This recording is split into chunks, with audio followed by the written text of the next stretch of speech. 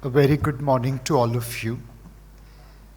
Congratulations, Nishant, for a well-deserved book on mutual fund. Nishant told me to speak with you about how to future-proof your business. आप अपने धंधे को किस तरह grow कर सकते हैं, अच्छा चला सकते हैं. पिछले 15, 20, 25 सालों से देखे तो म्यूचुअल फंड में लोगों का अनुभव अच्छा रहा है. मेरे एक ग्लोबल इनोवेशन फंड को छोड़ दे तो बाकी सारे फंड में लोगों ने पैसे बनाए हैं. एंड फिर भी जब हम देखते हैं तो हमारा AUM, हमारा number of investor base 4-4.25 crore लोग हैं. अगर आपको अपने बिजनेस को फ्यूचर प्रूफ करना है तो बहुत सारी चीज़ें करनी पड़ेगी. बट समय की कमी की वजह से मैं सिर्फ एक चीज़ पे ही फोकस करूँगा. We have to keep client first. अगर क्लाइंट खुश तो अपना बिजनेस फ्यूचर प्रूफ. 4.25 करोड़ लोग हैं जो हमारी गवाही देंगे कि हाँ, इनके जरिए हमें अच्छा रिटर्न प्राप्त हुआ है. इनके आगे भी बहुत सारे लोग हैं. 18 crore Indians have traded in crypto and lost money. 4 times more than mutual fund investors. 10 crore Indians have played gaming with the hope to make money and they have lost money. 89% of people who trade in FNOs lose their future there with no option available to them.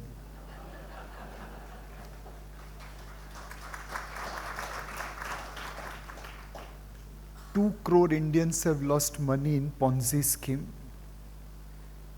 And Ponzi scheme का सरताज है एक Punjab agrotech corporation limited करके, जिसने आज से 15-20 साल पहले 60,000 करोड़ रुपए का चूना लगाया था. आज भी सेबी के बिल्डिंग के बाहर मैं उन लोगों को देखता हूँ जो PACL में अपनी डिपॉजिट डाले हुए थे और वापस लाने की कोशिश कर रहे हैं. ज़्यादातर लोग गांव से हैं, नॉर्थ इंडिया से.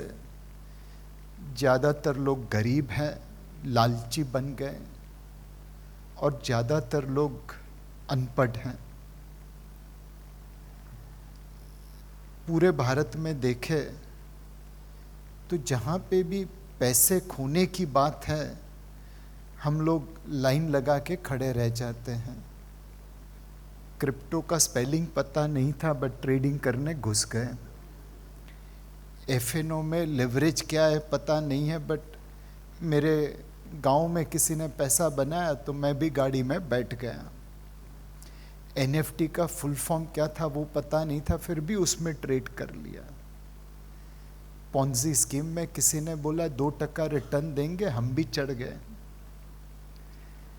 जहाँ पे पैसे खोने की बात होती है वहाँ पे ज़्यादा निवेशक आ जाते हैं, ज़्यादा लालची लोग आ जाते हैं. कभी कभी प्रेम भाई लगता है कि म्यूचुअल फंड में लोगों के लिए पैसे नहीं बनाए होते और पैसे तोड़ते तो 4 करोड़ की जगह पे 14 करोड़ निवेशक होते. बट महात्मा गांधी कह के गए थे, सत्य का अंत में विजय होता है, सत्यमेव जयते. तो हम वो रास्ता नहीं चलना चाहेंगे जिससे शॉर्ट टर्म में ज़्यादा निवेशक मिल जाएंगे. हमारी कोशिश यही रहनी चाहिए कि we keep on expanding our net so that more and more Indians can be pulled out of lalchi, greedy investments into real investment. And एक बार म्यूचुअल फंड का रंग लग गया तो इसके ऊपर कोई दूसरा रंग नहीं चढ़ने वाला। एक है कि म्यूचुअल फंड इतना अच्छा है, 4 करोड़ लोग उससे खुश हैं, निशांत भाई जैसे लोग इतनी बढ़िया बुक लिखेंगे तो फिर म्यूचुअल फंड डिस्ट्रीब्यूटर क्या करेंगे? अगर घोड़ा खुद पानी पीना सीख जाए तो हमारा क्या होगा? बिल्कुल घबराइए मत। एजुकेशन का मतलब विजडम नहीं होता। भारत का जो सबसे बड़ा एजुकेटेड स्टेट है केरला, वहाँ पे पिछले साल तक इक्विटी म्यूचुअल फंड रिटेल का टोटल AUM 15,000 करोड़ के आसपास था। आज शायद 18-20 हज़ार करोड़ हुआ होगा। The most educated state of India, their cumulative AUM in equity as an asset class is about 15,000 crore some time back. Today with mark to market it might would have gone to 18,000 crore. But the same Kerala people spend 15,000 crore and more annually on purchase of lottery. Lottery में नुकसान होने की 100% guarantee है, नहीं तो जो lottery issue कर रहा है वो बिजनेस कहाँ से करेगा? म्यूचुअल फंड में बाय एंड लार्ज गारंटी है पैसा बनाने की, और फिर भी भारत के सबसे एजुकेटेड स्टेट केरला में लोग इस बात को समझ नहीं पाए हैं। आपकी जरूरत हमेशा रहेगी। उन 18 करोड़ लोगों को जो क्रिप्टो के दलदल में फंसे थे, उन FNO के ट्रेडर्स को जिसे आज लग रहा है कि पैसा बनाना इजी है, कल सुबह का भूला शाम को घर जरूर लौट आएगा।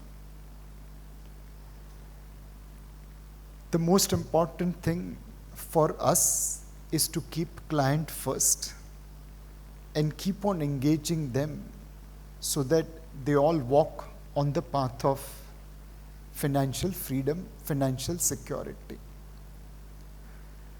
बोलना बहुत इजी है, करना उतना ही मुश्किल।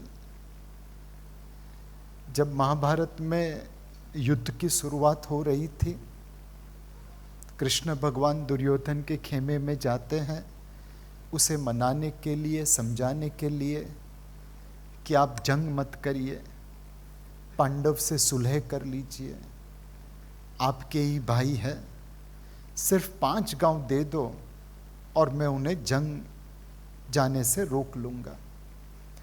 दुर्योधन मानता नहीं है।